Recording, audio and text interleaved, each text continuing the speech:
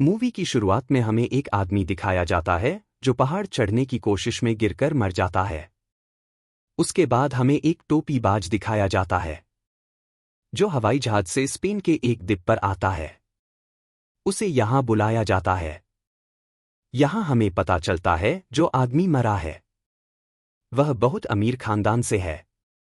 उसका नाम डेनी है। उसके भाई का इस द्वीप पर सबसे बड़ा जहाज का व्यापार है। उसी की पत्नी पेन ने इस आदमी को, जिसका नाम बाली था, बुलाया था। उसने बाली को बुलाया था क्योंकि वह अपने देवर का राज खोजे, क्योंकि उसका पति नहीं चाहता था कि पुलिस उसकी जांच पड़ताल करे, क्योंकि चढ़ाई के अलावा किसी और कारण से वह मरा हुआ पाया गया तो बदनामी होगी। इसलिए उसकी पत्नी ने बाली को खुफिया तौर से जांच पड़ताल के लिए बुलाया था, जिसका अनुमान उसके पति और पुलिस दोनों को ना लगे। उसके बाद वह जासूस बाली को एक मठ में ले जाती है। उसने जासूस बाली का रहने का इंतजाम मठ में किया था। जासूस बाली रात में शराब पीकर सो जाता है। सुबह वो वहां के पुलिस थाने में जाता है। वहां वह एक पुलिस वाले को रिश्वत देकर उस केस की जानकारी लेता है। उसमें वह इस केस की जांच पड़ताल करने वाले ऑफिसर की भी जानकारी लेता है। उसके बाद बाली उस ऑफिसर के घर जाता है। उससे वह एक इंश्योरेंस कंपनी के एजेंट के रूप में मिलता है। थोड़ी सी मुश्किल के बावजूद वह उसे उसकी मदद के लिए तैयार कर देता है। उसके बाद बाली डेनी के भाई निक से मिलने जाता है। वह भी पहाड़ पर चढ़ रहा था। उसके नीचे उतरने के बाद बाली उसके बात करता है। इनके बातों को वो पुलिस ऑफिसर रिकॉर्ड कर रहा था। वो बताता है कि उसके और उसके भाई के संबंध अच्छे थे। मरने से पहले मेरी उससे आखिरी मुलाकात में उससे एक बार में लड़ाई हुई थी। उसके घर अर्थात मठ में पहुंचने पर वहां पेन आती है। पेन बाली से नाराज थी क्योंकि उसने उसकी अनुपस्थिति में उसके पति निक से मिला था। रात में बाली उस पुलिस ऑफिसर के घर जाता है। वहां वो अंतिम संस्कार वाले दिन की फोटोज देखता है। उस फोटोज में एक बार मालकिन भी थी। बाली अगले दिन उस बार में जाता है। वहां ये जानने आया था कि निक और डेनी में झगड़ा क्यों हुआ था, परंतु डेनी की दोस्त उस बार की मालकिन को ये मालूम नहीं था। परंतु वह कुछ अहम जानकारियां देती है, जैसे कि उसे भी लगता था कि डेनी की मौत कोई हादसा नहीं है, क्योंकि वो बचपन से वहां चढ़ाई कर रहा है।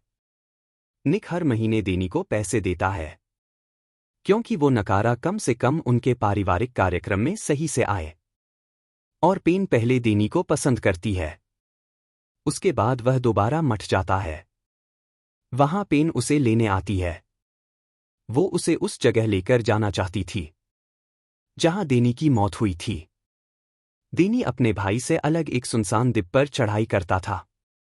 वहां वो डेनी और उसके रिश्ते के बारे पूछता है, परंतु पेन बोलती है वो डेनी को पसंद करती थी। परंतु एक दिन निक ने डेनी के फोन से उसे रात में पढ़ाई के लिए मैसेज भेजा था। मैं उसके घर गई, हमने वहां कबड्डी खेली। निक में वो आत्मविश्वास था जो डेनी में नहीं था। पेन को रात में इस द्वीप के गवर्नर के लिए फंड भेला करने की पार्टी में जाना था। बाली वहां चलने का बोलता है क्योंकि उसे निक की मम्मी से सवाल पूछकर यह जानना था कि निक और डेनी लड़ाई क्यों हुई थी।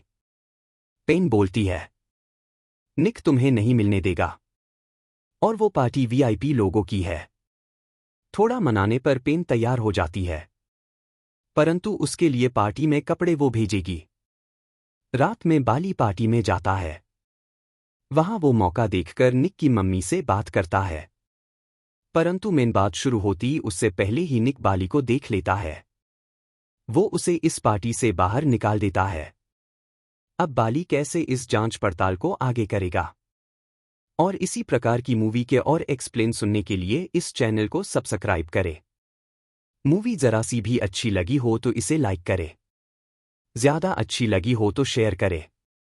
अब आगे। इसके पश्चात बाली एक बार में जाकर ड्रिंक करता है। इसके पास वह पुलिस ऑफिसर आता है। वो बताता है कि मुझे आगे से फोन आया है कि मैं तुमसे कम से कम 3 किलोमीटर दूर रहूं। इसके बाद बाली अपनी कहानी बताता है कि किस तरह उसके गुस्से के कारण उसकी पत्नी ने उसे छोड़ दिया। इसके बाद बाली निक पर नजर रखता है। निक अपनी कार से एक बार में जाता है। बाली उसके पीछे पीछे वहां जाता है। वो पुलिस ऑफिसर और उसके पीछे जाता है। परंतु डेनी बाली को देख लेता है। डेनी के रक्षक उसे पीटते हैं। बाद में उसे छोड़कर चला जाता है। तब वो पुलिस ऑफिसर वहां आकर उसकी मदद करता है। बाली सुबह पेन से मिलने जाता है।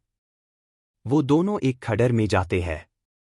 वहां पेन उसे ज्यूस और लेटो की कहानी सुनाती है, जिसका मतलब होता है कि देवताओं को कभी गुस्सा नहीं दिलाते। यहां बाली ये जाहिर करता है कि तुम निक से प्यार करती थी। तब पेन स्वीकार करती है, परंतु कानूनी मजबूरी होने के कारण उसे नहीं छोड़ सकती है। बाली को इसलिए लगता है कि इसलिए निक ने ही डेनी को मारा है। वो जरूर उस द्वीप पर आने के लिए नाव से आया है। उसे आते हुए मछुआरों ने देखा होगा। वो इसकी जांच पड़ताल करने के लिए ये काम उस पुलिस वाले को देता है। वो पता लगता है एक मछुआरे ने काफी दिन से मछलियां नहीं पकड़ी है। वो मछुआरा 6 महीने पहले मर गया था। इसके बाद ये दोनों एक पोर्ट पर जाते हैं। वहां बाली अंदर जाकर उस मछुआरे की नाव की जांच पड़ताल करता है। वो पुलिस वाला उसे बाहर से सुरक्षित करता है, परंतु एक गोली लगने से वो मर जाता है। तब बाली उसकी पिस्तौल लेकर गुंडों पर हमला करके मार देता है। उसके बाद वो उस पुलिस वाले के पास आकर अपने साथ ले जाता है। बाली उसकी यादों को सोच सोच दुखी होता है।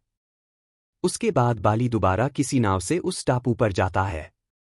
वहां उसे कुछ शक होता है, इसलिए वो निक के घर जाता है। उसके घर के बाहर से वो पेन को फोन करता है।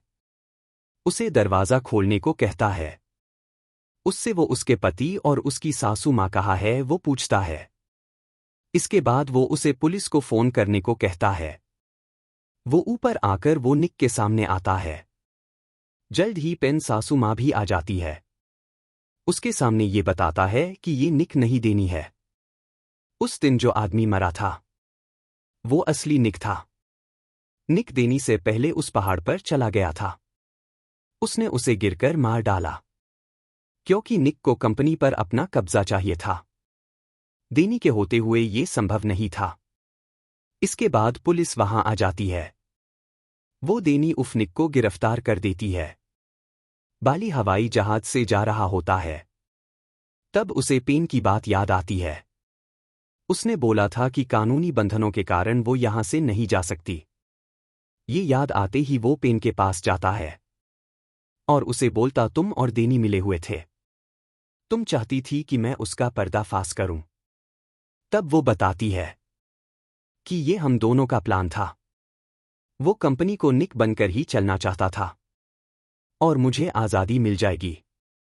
वो नहीं चाहता था कि मैं उसे छोड़कर जाऊं, इसलिए उसने डेनी बनकर रहने का सोचा।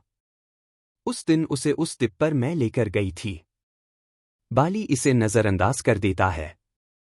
मूवी के अंत में पेन बाली को जहाज के लिए छोड़ने आती है। बाली जहाज से अमेरिका जाता है।